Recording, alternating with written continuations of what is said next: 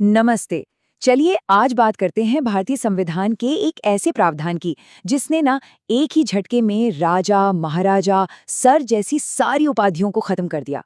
हाँ, हम बात कर रहे हैं अनुच्छेद 18 की।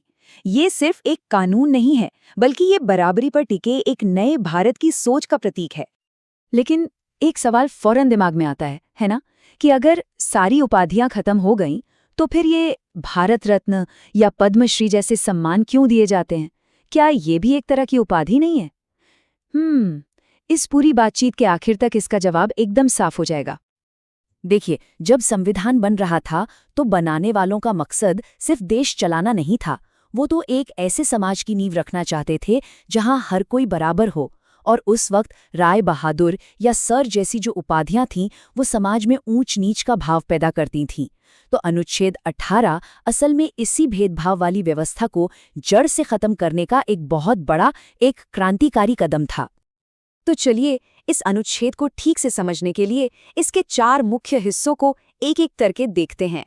इससे पूरी पिक्चर एकदम क्लियर हो जाएगी। शुरुआत करते हैं इसके पहले हिस्से से। ये वाला सबसे ज्यादा चर्चा में रहता है, पता है? ये सीधे सीधे राज्य पर मतलब सरकार पर लागू होता है और ये बताता है कि सरकार क्या कर सकती है और क्या नहीं। तो नियम एकदम साफ है, सरकार किसी को कोई उपाधि नहीं देगी। बस इसमें दो अपवाद हैं, मतलब दो चीजें छोड़ी गई हैं।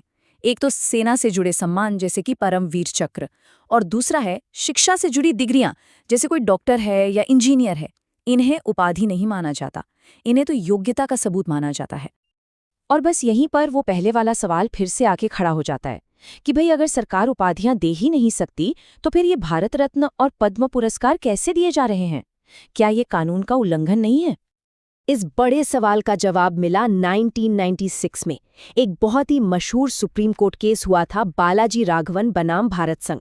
इसी केस में अदालत ने इस कंफ्यूजन को, इस दुविधा को हमेशा हमेशा के लिए खत्म कर दिया। कोर्ट ने यहाँ पर उपाधि और सम्मान के बीच का फर्क बहुत अच्छे से समझाया। देखिए, उपाधि वो है जो पीढ़ी दर पीढ़ी चलती है, एक तरह का बड़प्पन दिखाती है और समाज में असमानता पैदा करती है। वहीं दूसरी तरफ सम्मान किसी व्यक्ति की काबिलियत और देश के लिए की गई उसकी सेवा को पहचानने का एक तरीका है। तो फैसला क्या हुआ? फैसला ये हुआ कि भारत रत्न जैसे राष्ट्रीय पुरस्कार सम्मान हैं, उपाधियां नहीं। लेकिन कोर्ट ने एक बहुत जरूरी शर्त भी लगा दी। वो ये कि कोई भी इन पुरस्कारों को अपने नाम के आगे या पीछे, मतलब प्रीफिक्स या सफिक्स की तरह इस्तेमाल नहीं कर सकता। और ये इसलिए किया गया ताकि इन सम्मानों का गलत इस्तेमाल ना हो। अच्छा, ये तो हुई देश की बात। अब आते हैं विदेशी उपाधियों पर। क्या कोई भारतीय नागरिक किसी दूसरे देश से कोई टाइटल या उपाधि ले सकता है? चलिए देखते हैं। यहाँ पर नियम एकदम सीधा और बहुत सख्त है। अगर कोई भारत का नागरिक है, तो वो किसी भी हालत में किसी भी दूसरे देश से कोई भी उपाधि नहीं ले सकता। बस इसमें कोई छूट नहीं है, कोई अपवाद नहीं। ये टेबल बाकी के नियमों को बहुत आसानी से समझा देगी। पहली बात तो साफ है, भारतीय नागरिक कोई भी विदेशी उपाधि नहीं ले सकता, पूरी तरह से बैन है। दूसरी बात, मान लीजिए कोई विदेशी नागरिक है जो भारत में किसी सरकारी पद पर काम कर रहा है, तो वो अपने देश से उपाधि ले सकता है, लेकिन उसके लिए उसे भारत के राष्ट्रपति की सहमति लेनी होगी। और यही नियम किसी भी ऐसे व्यक्ति पर भी लागू होता है जो सरकारी पद पर है और कोई विदेशी तोहफा या पद लेना चाहता है। उसके लिए भी राष्ट्रपति की सहमति जरूरी है। ठीक है, तो अब नियम तो हम समझ गए हैं, लेकिन अब बात करते हैं इस कानून के सबसे हैरान करने वाले और शायद सबसे जरूरी पहलू की। ये बात सुनकर शायद थोड़ी हैरानी हो, अगर कोई अनुच्छेद 18 को तोड़ता है, इसका उल्लंघन करता है, तो हमारे संविधान में उसके लिए किसी भी सजा का कोई जिक्र नहीं है। जी हाँ, कोई फाइन नहीं, कोई सजा नहीं। अब सवाल है, ऐसा क्यों है? ऐसा इसलिए है क्योंकि ये कानून प्यूनिटिव नहीं बल्कि डायरेक्टिव है। मतलब इसका मकसद किसी को सजा देना नहीं है।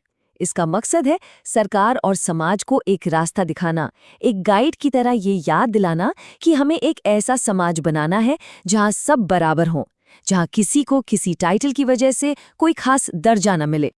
तो फिर यहाँ एक बड़ा सवाल खड़ा होता है कि अगर कोई सजा ही नहीं है, तो फिर इस अनुच्छेद का मतलब क्या है?